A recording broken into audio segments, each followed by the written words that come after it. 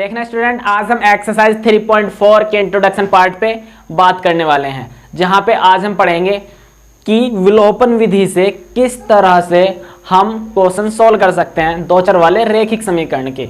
देखते हैं। देखना, विलोपन विधि मतलब एलिमिनेशन मेथड। हमें एक दो चर वाले रैखिक समीकरण युग्म को हमें विलोपन विधि से हल करना है। तो उसके लिए देखो हमें क्या करना है, एक एग्जाम्पल से मैं आपको बताता हूं।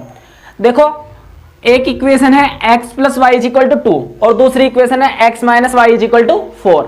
मुझे इस रैखिक समीकरण युग्म को विलोपन विधि से हल करना है। तो देखो, विलोपन विधि का मतलब होता है कि दो समीकरणों से हमें एक चर का मान हटा देना होता है। दोबारा से सुनो, मुझे दोनों समीकरण से एक चर को रिमूव करना होगा, हटाना होगा, विलुप्त करना होगा। तो देखो कैसे, अगर मैं समीकरण 1 और समीकरण 2 को आपस में ऐड कर दूं, सही है, समीकरण 1 और समीकरण 2 को आपस में ऐड कर दूं तो y वाला पार्ट हट जाएगा। देखो, समीकरण 1 व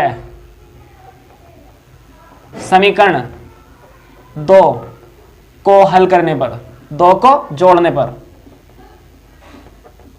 मैंने समीकरण 1 और समीकरण 2 को जोड़ दिया। देखो जोड़ क्यों रहा हूं, ताकि एक चर हट जाए। देखो, x plus Y is equal to 2, यह हमारी पहली समीकरण थी। मुझे इस समीकरण में जोड़ना है x minus Y is equal to 4। इनको मुझे आपस में जोड़ना है। तो देखो, x वाला x वाले में जुड़ेगा, x और x 2x, minus y plus y cut गया, विलुप्त हो गया वो, 0 इज इक्वल टू 4 और 2 6। अब देखो यहां पे ये देखो कि एक चर रिमूव हो गया, विलुप्त हो गया। तो इसीलिए तो इस विधि का नाम है विलोपन विधि, क्योंकि इस विधि में जोड़ने या घटाने के बाद में एक चर हट जाता है। सही है। तो देखो, 2x इज इक्वल टू 6 और 2 मल्टीप्लाई में इधर आएगा तो डिवाइड में, तो x का मान कितना आ गया 6/2, 2 तिया 6, x का मान आ गया 3।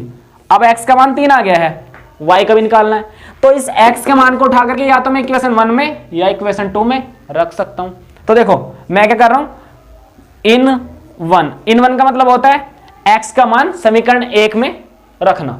तो देखो, x plus Y is equal to 2, x का मान रखो 3 plus Y is equal to 2, ये प्लस के 3 उधर आएगा तो माइनस के 3, तो y is equal to 2 minus 3, y की वैल्यू माइनस के 1। अब देखो, यहां से y का मान भी आ गया, x का मान भी आ गया, मतलब कि इन दोनों समीकरणों में उपस्थित चर के अलग अलग मान आ गए। और इसी तरह से हम करने वाले हैं सभी क्वेश्चंस को जिसमें हम विलोपन विधि यूज करेंगे। देखो, आपको ये ज्यादा इजी लगा होगा प्रतिस्थापन विधि से, क्योंकि प्रतिस्थापन विधि में ना कभी कभी कोई क्वेश्चन इतने लंबे हो जाते हैं ना कि ये विधि तो उसके 5-6 लाइनों में इसका आंसर दे देता और उसमें 7-8 लाइन हो जाती हैं कभी कभी। तो ये विधि, विलोपन विधि, आपको तीनों विधि में, तीनों मतलब मैंने आपको एक तो बताई है प्रतिस्थापन विधि, एक अब बता रहा हूं विलोपन विधि, एक इससे बाद में बताऊंगा विजर गुणन विधि। तीनों विधि में आपको सबसे बेस्ट विलोपन विधि लगेगी, आप लास्ट तक देखना। तो देखो, इस तरह से ये सॉल्व हुआ है। आप इसको पहले नोट करो, मैं आपको एक एग्जांपल और बताता हूं जो इससे थोड़ा सा नेक्स्ट लेवल होगा। देखना, नेक्स्ट एग्जांपल है 2x plus Y is equal to 2 तथा x minus 2y is equal to 1। इस रैखिक समीकरण युग्म को हमें विलोपन विधि से हल करना है। तो देखो, सबसे पहले ये देखो, विलोपन विधि में क्या होता है, दोनों समीकरणों में एक चर विलुप्त हो जाता है। इस बात को ध्यान से सुनना। अगर मैं समीकरण 1 और समीकरण 2 को आपस में जोड़ दूं तो देखो, x और 2x 3x, क्लियर। और देखो, y और माइनस के 2y कितना आया, माइनस के y, अभी भी बचा, मतलब अभी भी एक चर नहीं हटा, क्लियर है। अब देखो, घटा करके देखते हैं, कुछ पता घटा करके हट जाए। इस समीकरण से इस समीकरण को घटाओ तो 2x में से एक x गया, एक x बच रहा है अभी भी, y में से माइनस के 2y गया तो 3y हो गया। मतलब अभी भी ना तो घटाने के बाद में ना जोड़ने के बाद में कोई एक चर विलुप्त नहीं हो रहा है। तो देखो ऐसे क्वेश्चन को कैसे करते हैं, विलुप्त कोई भी चर जब होगा दोनों समीकरण से, जब उसका गुणांक आपस में बराबर होगा दोनों समीकरण में। मेरी बात को ध्यान से सुनना। अगर समीकरण 1 और समीकरण 2 से मुझे कोई एक चर को हटाना है, विलुप्त करना है, तो उन दोनों समीकरण में उस चर का गुणांक बराबर होना चाहिए। अब देखो यहां पे हटा क्यों नहीं था, यहां पे x का गुणांक है 2, x का गुणांक है 2 समीकरण फर्स्ट में, और समीकरण 2 में x का गुणांक है 1, तो ना तो घटाने से हटेगा ना जोड़ने से हटेगा।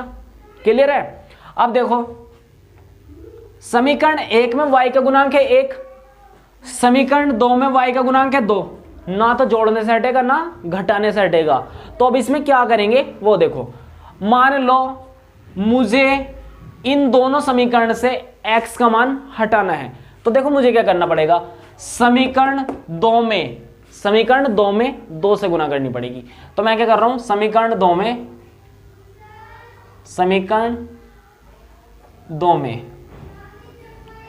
2 से गुना करके समीकरण 1 को घटाने पर, समीकरण 1 को घटाने पर, क्लियर है? समीकरण 2 में 2 से गुना करो, तो समीकरण 2 में 2 से गुना करेंगे तो x था, 2 से गुना करी 2x हो गया। क्लियर है? 4y था माइनस के, 2 से गुना करी तो माइनस के 4y इज इक्वल टू 1 था, 2 से गुना करी तो 2 आ गया। अब समीकरण 2 में मैंने 2 से गुना कर दी। अब इस समीकरण से मुझे समीकरण 1 को घटाना है। समीकरण 1 क्या थी, 2x प्लस के y इज इक्वल टू 2। मुझे इनको आपस में घटाना है, और घटाने का मतलब होता है साइन चेंज कर देना। ये प्लस था तो माइनस हो गया, प्लस था तो माइनस, प्लस था तो माइनस हो गया। अब देखो 2x माइनस के 2x हट गया। क्लियर? माइनस के 4y और माइनस के y, क्योंकि अब तो माइनस हो गया ना घटने के बाद, तो ये कितना है, माइनस के 5y is equal to 2 plus 2 minus 0। तो y का मान कितना आ गया, 0 बटे माइनस के 5, तो y का मान कितना आ गया, 0। क्लियर? तो देखो यहां पे एक चर हट चुका था, देख लो, चाहे y तो बचा था। क्लियर है?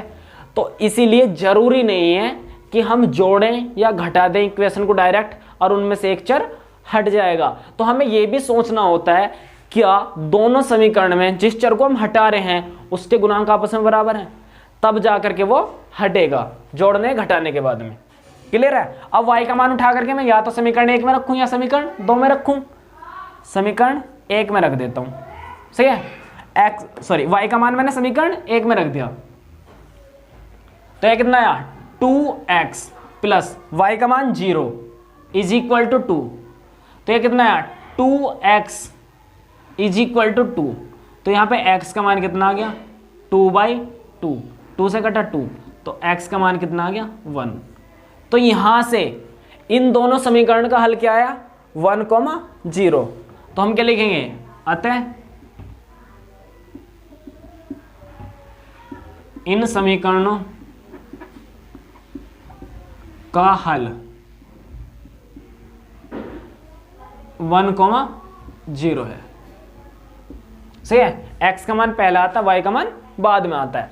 आप इसको भी अच्छे से नोट कर लीजिए और इस क्वेश्चन को आप एक बार दोबारा से देखिए, क्योंकि विलोपन विधि इस क्वेश्चन से आपकी क्लियर हो जाएगी, बिल्कुल क्लियर। आप इसको एक बार दोबारा से देखिए, मैंने क्या कहा है उस बात को आप ध्यान से सुनना। मैंने इसमें यह कहा है कि किसी भी इक्वेशन से जिस चर को घटाना होता है उसको हटाना होता है। देखो मुझे यहां से x को हटाना था, तो सबसे पहले दोनों समीकरण में x के गुणांक बराबर होने चाहिए। क्लियर है? और देखो अगर मुझे y को घटाना होता तो मैं समीकरण 1 में 2 से गुना करता और फिर उस टाइम पे उनको घटाता नहीं, जोड़ता, क्योंकि देखो यहाँ पे 2y हो जाता और यहाँ पे माइनस के 2y, जोड़ने से घटते हुए, जोड़ने से क्या होते, हट जाते। क्लियर है? बट मुझे यहाँ पे x को हटाना था, तो इसलिए मैंने क्या करा था, समीकरण 2 में 2 से गुना करी थी। दोनों ही दोनों प्लस थे, इसलिए मुझे हटाना था इनको। सही है? और हटाने के लिए मुझे माइनस करना होगा। आप इसको अच्छे से नोट कीजिए, मैं आपको एक और क्वेश्चन बताता हूँ। देखना ये एग्जाम्पल थर्ड आपके विलोपन विधि को पूरी तरह से क्लियर कर देगा, आपके माइंड में एक भी डाउट नहीं रहने का। देखना इसको, देखो फर्स्ट इक्वेशन है 2x plus 3y is equal to 2 और सेकेंड इक्वेशन है 3x plus 2y is equal to 4।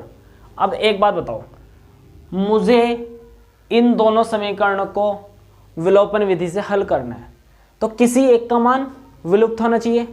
तो देखो अगर मैं इन दोनों समीकरणों को जोड़ता हूं तो 3 और 2 5 और 3 और 2 5, 5x plus 5y is equal to 6। Clear है? दोनों चर अभी भी हैं। घटा करके देखते हैं, अगर इसमें से मैं इसको घटाता हूं या इसमें से इसको घटाता हूं तो देखो यहाँ पे 2x यहाँ पे 3x पूरी तरह से नहीं घट रहा है, यहाँ पे 3y यहाँ पे 2y पूरी तरह से नहीं घट रहा है। क्लियर है? मतलब अभी भी घटाने के बाद में भी जोड़ने के बाद में भी x और y बच रहे हैं। तो क्या करें? देखो वो इसे बात फिर से, x का गुणांक 2, x का गुणांक 3, अगर x को घटाना है तो गुणांक बराबर करो। क्लियर है? अब ये बराबर होंगे कैसे? अगर मैं यहां पे किसी नंबर से मल्टीप्लाई करूं और यहां पे किसी नंबर से मल्टीप्लाई करूं तो वो नंबर ऐसा होना चाहिए ताकि दोनों के गुणांक बराबर हो जाएं। और ऐसी कंडीशन में केवल एक काम करना है, इसके गुणांक से यहां पे मल्टीप्लाई कर दो और इसके गुणांक से यहां पे मल्टीप्लाई कर दो, क्योंकि 2 तिया 6 होते हैं और 3 दूनी भी 6 होते हैं। क्लियर है? तो 3 की मल्टीप्लाई करूंगा मैं इक्वेशन फर्स्ट में और 2 की मल्टीप्लाई करूंगा इक्वेशन सेकंड में, तो ये कितना हो जाएगा? जब इसकी 3 से मल्टीप्लाई करेंगे तो 3 दूनी 6 और जब यहां पे 2 से मल्टीप्लाई करेंगे तो 2 तिया 6। क्लियर है? देखो तो मैं क्या करना चाह रहा हूं, समीकरण 1 में 3 से गुना करने पर, एक बात ध्यान से सुनना, वो मैं तब कर रहा हूं जब मुझे x को घटाना होगा। अगर मुझे y को हटाना होता ना, अगर मुझे y को हटाना होता तो मैं उस टाइम पे यहां पे 2 से करता, वहां पे 3 से। क्लियर है? क्योंकि यहां पे y का गुणांक क्या है? 2 है, यहां पे y का गुणांक क्या है? 3। ये गुणांक उधर मल्टीप्लाई करेगा, ये गुणांक इधर मल्टीप्लाई करेगा। और एक बात ध्यान से सुनना, ये हर क्वेश्चन में नहीं होता ऐसा, ये जब होता है जब एक केस में ये हर क्वेश्चन में नहीं होता ऐसा, ये जब होगा जब एक समीकरण में एक चर का मान अलग दे रखा हो, दूसरी समीकरण में उसी चर का मान अलग दे रखा हो। यानी क्या बोलते हैं, देखना ऐसा हर समीकरण में नहीं होने का। कहां तक सही था? देखना मुझे क्या करना है, समीकरण 1 में 3 से गुना तथा समीकरण 2 में 2 से गुना। समीकरण 1 में 3 से तथा समीकरण 2 में 2 से गुना करके घटाने पर, देखो अगर मैं समीकरण 1 में 3 से गुना कर रहा हूं तो 3 दूनी 6x प्लस 3 तिया 9y बराबर 3 दूनी 6। समीकरण 1 में मैंने 3 से गुना कर दी, समीकरण 2 में 2 से गुना होगी तो 3 दूनी 6x प्लस 2 से गुना ना, 2 दूनी 4y इज इक्वल टू 4 दूनी 8। इनको आपस में घटा लेंगे तो देखो 6x से 6x घट गया, ये माइनस हो गया, ये भी माइनस, तो ये तो 6x से 6x घट गया, तो देखो x वाला पार्ट हट गया, विलुप्त हो गया। इसे ही तो कहते हैं विलोपन विधि। अब देखो 9y में से 4y गए तो 5y is equal to 6 plus 8 minus, तो कितने बचे? माइनस के 2, तो y का मान कितना आ गया? माइनस के 2/5, ये आ गया y का मान। इस y के मान को उठा करके अगर मैं समीकरण 1 में रख दूं तो x का मान आएगा इन 1। अब मैं y का मान उठा करके समीकरण 1 में रखूंगा तो ये कितना हो जाएगा? 2x प्लस 3 और y का मान माइनस के 2/5 5 इज इक्वल टू 2। क्लियर है? समीकरण 1 में रखा मैंने y का मान, तो ये कितना जाएगा 2x माइनस प्लस माइनस 3 दूनी 6 बटे 5 बराबर 2। ये माइनस इधर आएगा तो प्लस, तो 2x is equal to 2 plus 6/5 ये आ गया। तो ये कितना बनेगा 2x बराबर 5 दूनी 10 प्लस 6 बटे 5,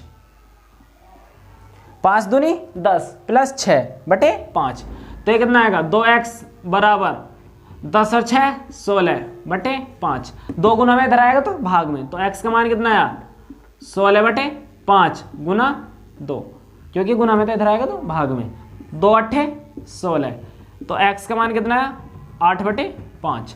इस तरह से भी हम विलोपन विधि लगाते हैं। तो देखो ये 3 पॉसिबल केस थे जब हम विलोपन विधि लगाएंगे। आप पूरी वीडियो को एक बार दोबारा से देखना, आपको तीनों क्वेश्चन स्टेप बाय स्टेप समझ आएंगे कि किस कंडीशन में हमें क्या करना होगा। अगर मैं आपको इन सारी बातों को एक साथ बताऊं ना, तो सिर्फ इतनी है कि दोनों समीकरण में जिसमें से हमें किसी एक चर को घटाना है तो उसके गुणांक आपस में बराबर होने चाहिए, तभी वो आपस में हट पाएगा। क्लियर है? चाहे तो जोड़ करके हटे चाहे घटा करके हटे, तभी हटेगा वो जब दोनों समीकरण में उस चर के गुणांक आपस में बराबर हो। यही हमने देखा है इस पूरे के पूरे वीडियो में। आप इसको दोबारा देख लीजिए अगर समझ में नहीं आया है तो, नोट कीजिए।